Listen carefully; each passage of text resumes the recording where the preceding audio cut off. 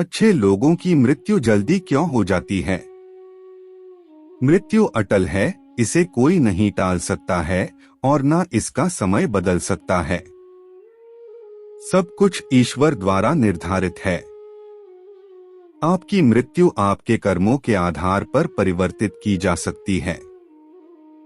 इसके लिए कई बार देखा गया है कि अच्छे लोग इस मृत्यु लोक को छोड़कर जल्द ही ईश्वर के चरणों में चले जाते हैं। हिंदू धर्म के अनुसार आत्मा अमर है और यह आत्मा केवल वस्त्र रूपी शरीर बदलती है। जिस व्यक्ति की मृत्यु हो जाती है वह कर्मों के आधार पर स्वर्ग या नरक पाता है।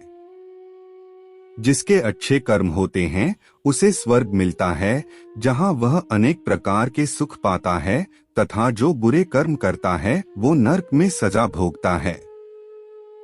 जीवन चक्र को बनाए रखने के लिए ईश्वर ने जन्म तथा मृत्यु की व्यवस्था की है।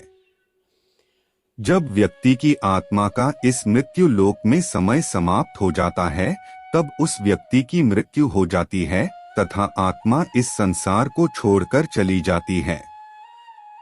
अमीर गरीब राजा रंक हर किसी की मृत्यु निश्चित है। कोई भी धन से मृत्यु का समय परिवर्तित नहीं कर सकता है। मृत्यु लोक में जन्म लेने वाला हर प्राणी अपने कुकर्मों को इस धरती पर भी भोगता है। इसके लिए हमेशा अच्छे कर्म करने चाहिए ताकि यहाँ भी सुख मिल सके और मृत्यु के पश्चात स्वर्ग की प्राप्ति हो। पर हम देखते हैं कि जो अच्छे कर्म करते हैं उन लोगों में कुछ लोगों की मृत्यु जल्दी हो जाती है। पर ऐसा क्यों?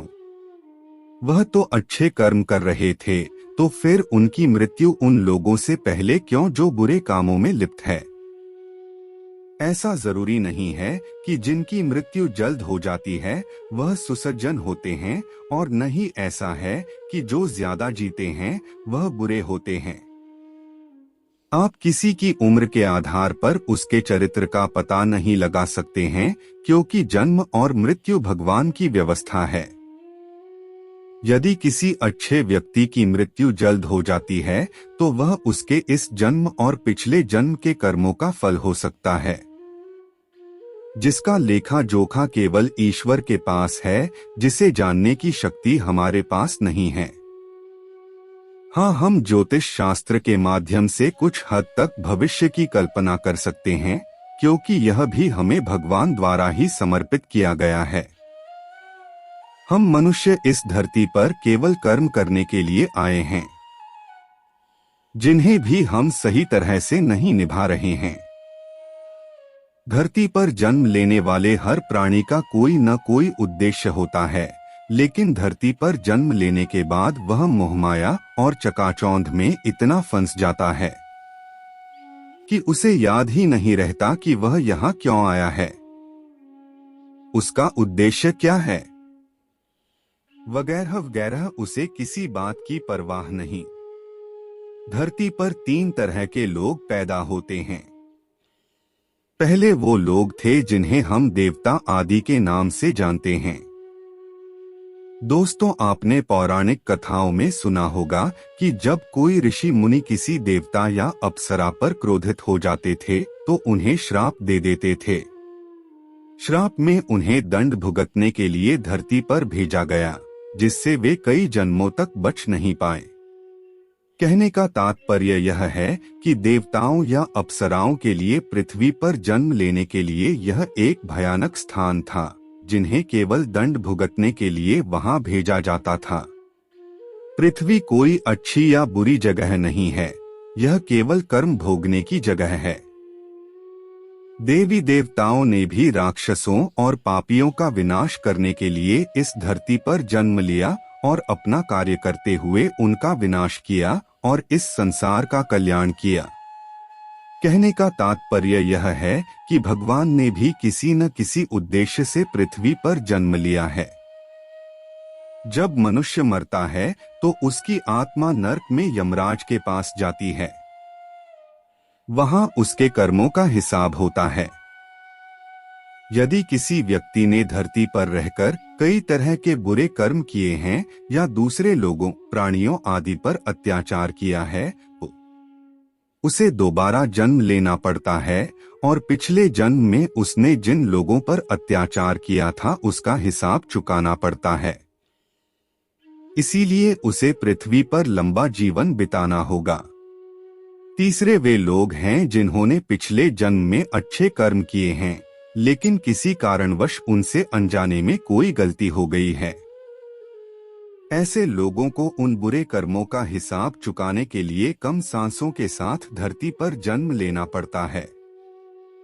ऐसे व्यक्ति को ईश्वर कम सांसें देता है ताकि वह अपने बुरे कर्मों का फल जल्दी भोग सके। अब यहाँ लोगों के मन में सवाल उठ सकता है कि यह गलत है, जो अच्छे कर्म करते हैं उनकी आयु लंबी होनी चाहिए और जो बुरे कर्म करते हैं उनकी अल्पायु होनी चाहिए। तो इसका एक ही उत्तर है कि कोई कुछ भी सोचे, ईश्वर ने जो भी व्यवस्था बनाई है सोच समझकर ही बनाई है, क्योंकि इस धरती पर जीवन व्यतीत करना मनुष्य का लक्ष्य नहीं है। मनुष्य का अंतिम लक्ष्य पवित्र होकर मोक्ष प्राप्त करना है।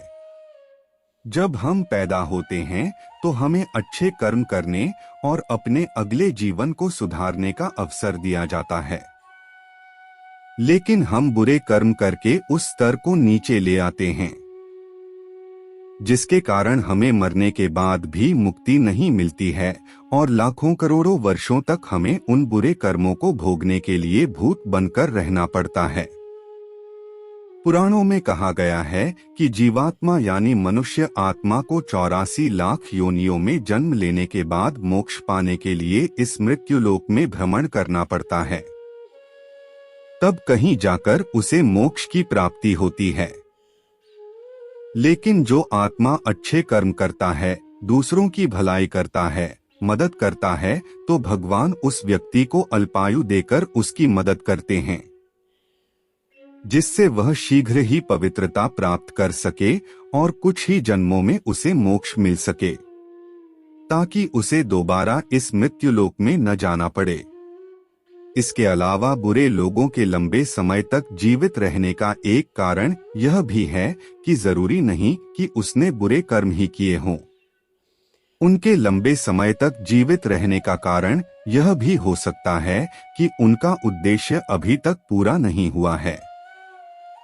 हरे कृष्ण, राधे राधे।